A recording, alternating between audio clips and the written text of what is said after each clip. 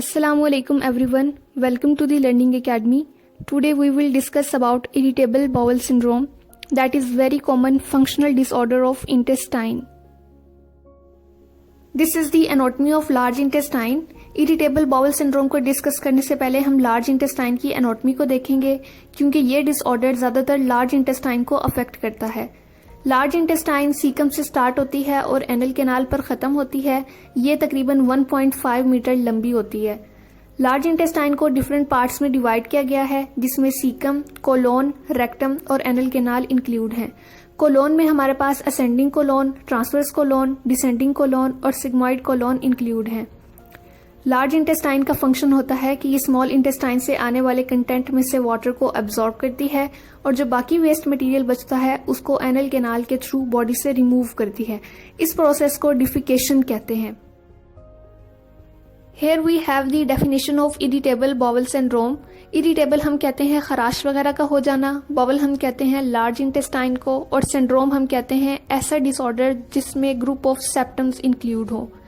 So irritable bowel syndrome is a chronic episodic medical condition characterized by abdominal pain or discomfort associated with altered bowel habit.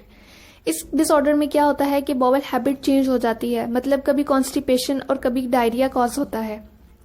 Irritable bowel syndrome एक chronic medical condition है। Chronic हम उस condition को कहते हैं जिस condition को 6 माह से ज्यादा का अरसा गुजर चुका हो और वो ठीक ना हो रही हो। इरिटेबल बाउल सिंड्रोम एक्चुअली एक डिसीज नहीं है, बल्कि ये एक फंक्शनल डिसऑर्डर है जिसमें बॉवल अपना फंक्शन प्रॉपरली परफॉर्म नहीं करता, और ये कंडीशन ज्यादातर लार्ज इंटेस्टाइन को अफेक्ट करती है। इरिटेबल बाउल सिंड्रोम में एब्डोमिनल पेन जो है वो डिफिकेशन के थ्रू या तो ज्यादा हो जाता है या फिर कम हो जाता है। So this is the pathophysiology of irritable bowel syndrome. Irritable bowel syndrome की पैथोफिजियोलॉजी अभी तक क्लियर नहीं है, लेकिन ज़्यादातर केसेस में देखे जाने वाले मेन कॉजेज में अल्टरेशन इन जीआई मोटेलिटी, मतलब कि ल्यूमेन कंट्रक्शन की फ्रीक्वेंसी में चेंज आ जाता है। फॉर एग्जांपल, अगर कॉन्स्टिपेशन है तो ल्यूमेन कंट्रक्शन कम होगी, और अगर डायरिया है तो ल्यूमेन कंट्रक्शन ज़्यादा होगी। विजुअल हाइपर सेंसिटिविटी मीन्स के किसी स्टिमुलाई के अगेंस्ट जो नर्व्स का रिस्पॉन्स होता है वो ज़्यादा हो जाता है। Brain gut axis, alteration in communication between gastrointestinal tract and central nervous system.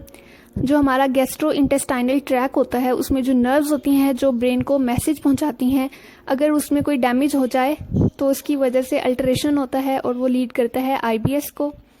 Post infections, for example bacterial and viral infection in GI can cause IBS. अब हम बात करेंगे इरिटेबल बाउल सिंड्रोम की एपिडेमियोलॉजी की। Epidemiology is a branch of medical science which deals with the transmission and control of disease. Epidemiology medical science की वो branch है जो डिसीज के फैलने और उसको कंट्रोल करने के बारे में स्टडी करती है। Irritable bowel syndrome occur between the age of 15 to 65 years. It affect between 3 to 22% of people in worldwide. अगर देखा जाए तो हर 10 में से 5 या 4 लोगों को इरिटेबल बाउल सिंड्रोम होता है। It's prevalence is greater in women. Prevalence हम कहते हैं किसी डिसीज के अक्कर होने के कितने % चांसेस हैं, तो इसकी रेशो फीमेल्स में ज्यादा होती है than males. Its prevalence in children is similar to that in adults. इसकी बच्चों में भी उतनी ही रेशो है जितनी की अडल्ट्स में। Types of irritable bowel syndrome. Irritable bowel syndrome की 3 टाइप्स हैं। नंबर 1, कॉन्स्टिपेशन प्रीडोमिनेंट, जिसको हम IBS-C भी कहते हैं। This condition comes with stomach pain, abdominal discomfort and blotting, hard और लम्फी स्टूल, एबनॉर्मली डिलेड और इनफ्रीक्वेंट बाउल मूवमेंट।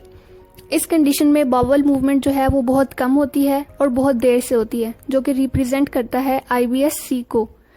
नंबर 2 पर है डायरिया प्रीडोमिनेंट IBS-D।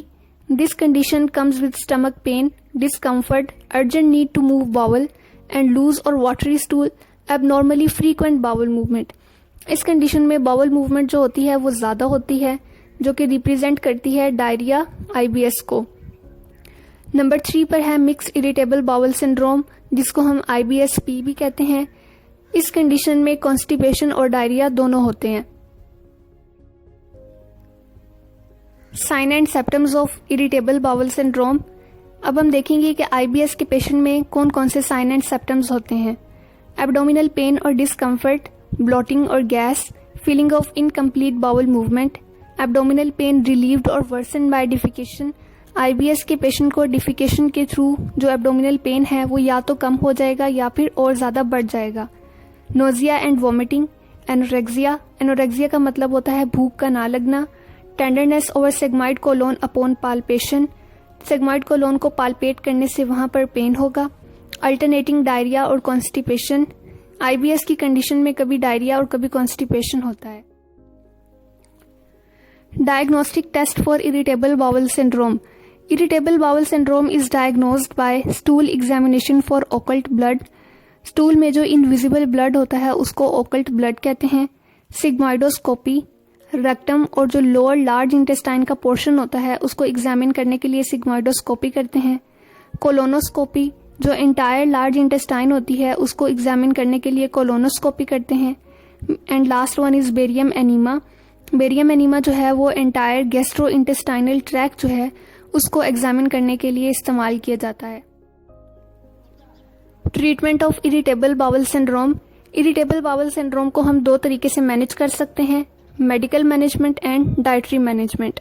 सबसे पहले हम मेडिकल मैनेजमेंट की बात करेंगे, जिसमें हमारे पास है बल्क फॉर्मिंग लैक्सेटिव्स। लैक्सेटिव्स जो है ये कॉन्स्टिपेशन से रिलीफ के लिए इस्तेमाल की जाती हैं। फॉर एग्जांपल मिथाइल सेलुलोज, ये बाउल स्पाज्म को रिड्यूस करती हैं और बाउल मूवमेंट को नॉर्मल करती हैं। नंबर 2 पर है anti diarrhoeal medications, for example Lomotil, ये डायरिया से बचाने के लिए इस्तेमाल की जाती हैं। नंबर 3 एंटी डिप्रेसेंट मेडिकेशंस, कुछ लोगों को स्ट्रेस की वजह से भी IBS कॉज होता है तो उनको एंटी डिप्रेसेंट मेडिकेशंस दी जाती हैं। डाइटरी मैनेजमेंट, IBS को डाइट के थ्रू हम कैसे मैनेज कर सकते हैं, इसके लिए कुछ प्रिजर्वेशंस हैं, जैसा कि limiting the intake of gas forming food like caffeinated beers, eating a well balanced and high fiber diet because it prevent from constipation, avoid fluid intake during meals because it cause abdominal distension, participate in regular exercises, chew food slowly and thoroughly, drink 6 to 8 glasses of water daily because it prevent from constipation। I hope कि इस video से आपको IBS से related बहुत कुछ जानने को मिला होगा। For more videos, like, share and subscribe my YouTube channel।